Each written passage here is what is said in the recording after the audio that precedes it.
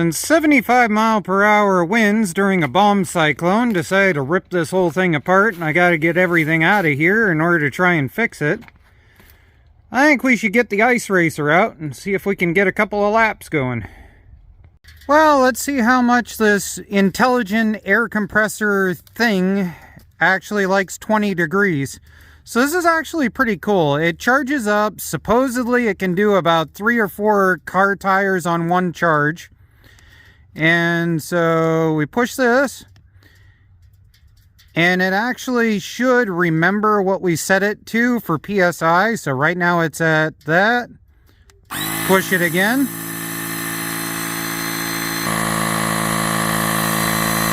There it goes. I'm not positive, but I think we might have a few parts that we need to put into this. So honestly, today's goal is just to see if we can get it up and running. We've got an idler pulley there that fell off right at the beginning of the race, and we had to start this thing in gear for every single race it was in last year. So we probably should fix it so it actually has a clutch. These are just roller tires. They're from the first year that we did this. They ended up actually working up to about 25 miles per hour or so. But after that, these things just became skis in the front that wanted to go straight. We've got the cut turf savers in the back. And we ended up stealing my son's Sun-Apps last year. And these are the Max Autos that were on Cheapskate. So we're going to try these. These are 29.58s from Max Auto. And these here are another set that we ordered. A lot of the racers had really good luck with this set and this set of tires. So I bought a set of both. That way we can stud them up, we can take them out on the pond, or we can take them out somewhere, and we can see which one of these actually does the best. Now, preemptively, just for the giggles of it, comment down below. Left or right? Which one do you think would drive best on the ice? Over here, we've got a compendium of a bunch of different things. We've got what I believe to be the belt size that goes on this. We've got this top shake kit for being able to put these riv nuts in, because I think we should probably stop using little itty bitty self-tappers and probably use some riv nuts on this thing. I have had so many of you tell me that I should pick up a set of these to try. So today I was in Harbor Freight buying some other stuff for another project, and I grabbed a set. I am not going to bother paying for John Deere green. I'm sorry. I'm just not going to do it. This was Walmart. These are like $6 a can at Walmart. We're going to take the rear pan that's all rusted out, and we're going to spray that yellow. But a lot of you have gotten into the argument of Oshfo versus Total Boat, and whether this is better or whether that is better. So we're going to put the two of these to the test. We'll go straight down the center of the pan. We'll paint them both with, we'll paint one side with Total Boat. We'll paint the other side with this. We'll go over the whole thing with Rust-Oleum Yellow, and we'll see what we get. These are the Gold Series that we ended up running. By the way, if you go to buy these, what we ended up running into was it takes about 300 screws to do a machine. And they sell them in 250. Yeah, somebody figured that one out. Anyways, so buy these by the thousand if you can. It is well worth it, cost and savings wise. Over here, we've got an upper engine gasket. And if you recognize this, this is a double cam upper gasket for a Kohler. We ran this thing very conservatively last year. It still has the governor in place. We did a minor bit of governor override. Original carburetor still on it. That's a HIPAA carburetor that's on there. Absolutely swear by that brand if they have something. They're one of the best lower cost brands. Here is, it's a 597cc.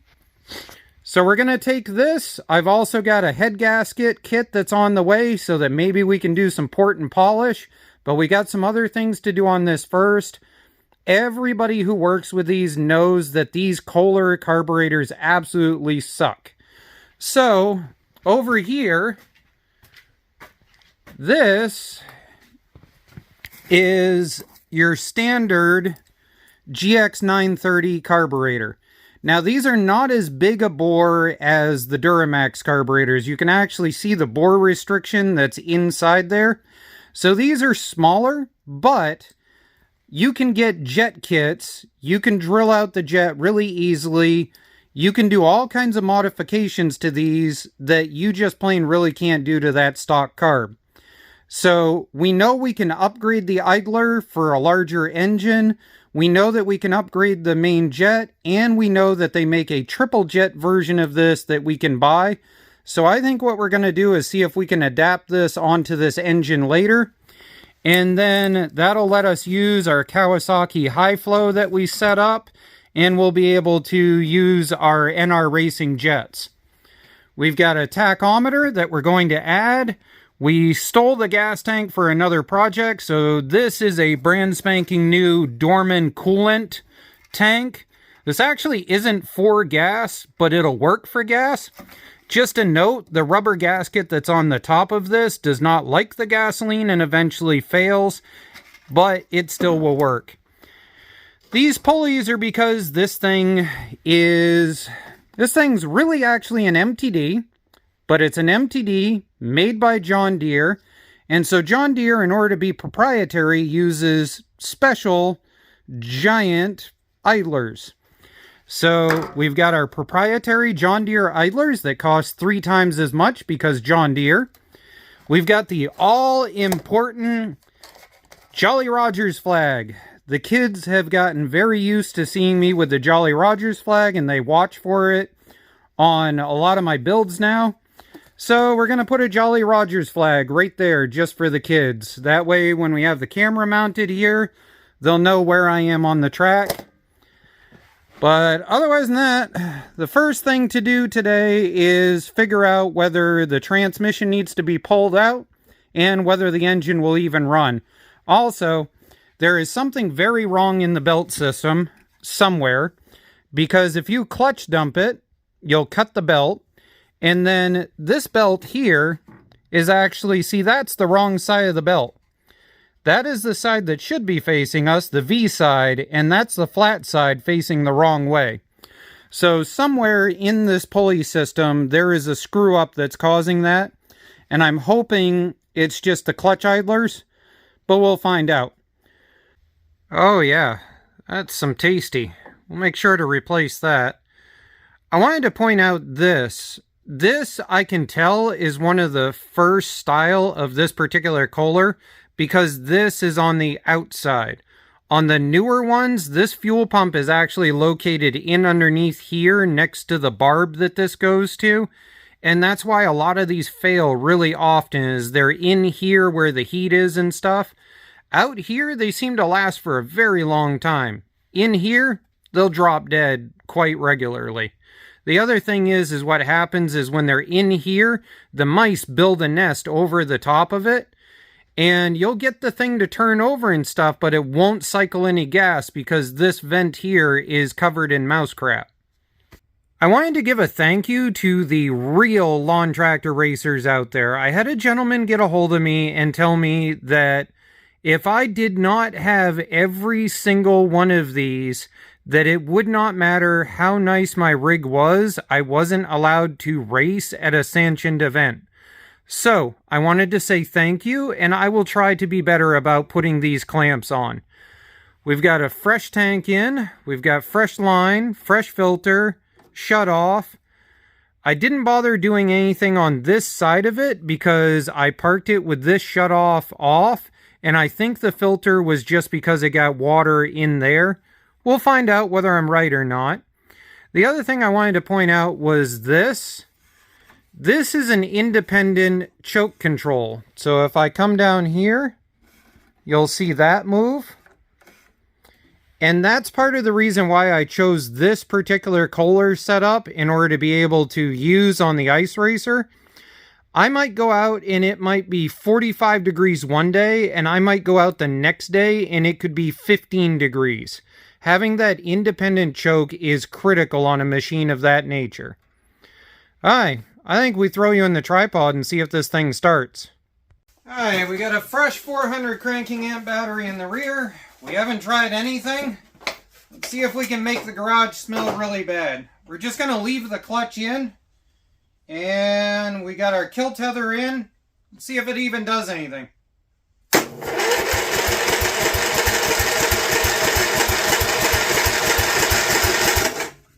You know what? I'm a moron. I just talked with you guys about the gas. How about we give it some gas? I just saw some sort of liquid come down underneath this thing, and Kohler carburetors are notorious for blowing out gaskets. But, what the hell? Let's give it some go.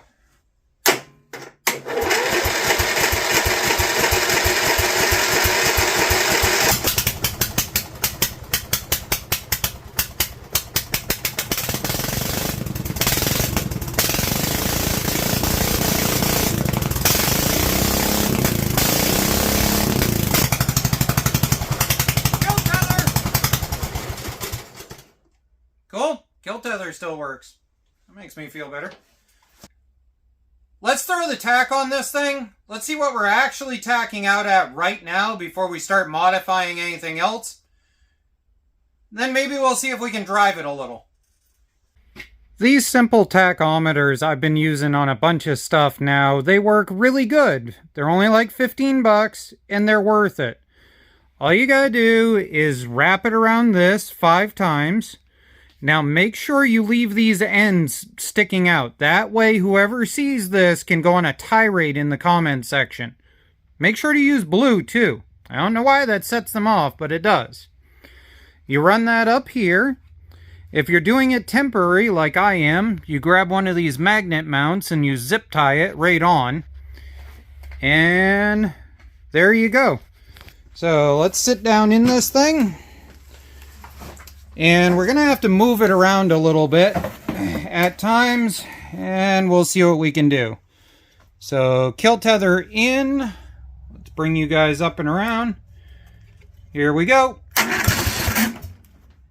Oh, give it some gas.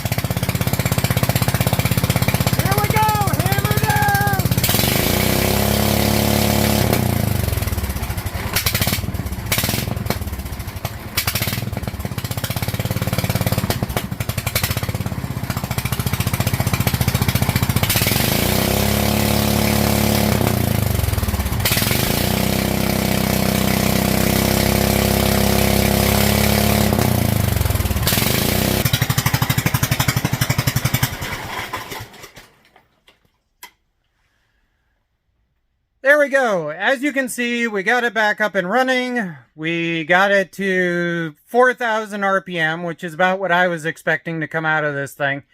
Keep in mind, we're basically semi-overriding the governor. So we need to do a governor delete in order to attempt to go any faster. But yes, this is the engine that has twin cams. Both are plastic. Well, we'll go see if we can get this driving around, see what kind of condition the transmission is in after sitting all summer, and go from there. Yeah, smoke. Not all of it is from the engine starting up after sitting for so long. Part of it, apparently, is the belt system. As you can see, that has moved. I thought I would pop it through from first into reverse and double check everything. And it didn't want to come out of first because the clutch pulley that we talked about earlier in the video I knew was going. Well, I think it's fully gone. Anyways, we'll be back with another video soon once we get the belt system done on this thing and we get it out for a test drive before we start doing a bunch of other modifications. Also, we're going to use some spare parts and we're going to see if we can build this machine in the back. We were going to build it before in order to do some ice racing. There's potentially some circle track stuff that could happen in the summer. So we're going to build that one and hope that the circle track stuff happens. Have a good day, and thank you for watching.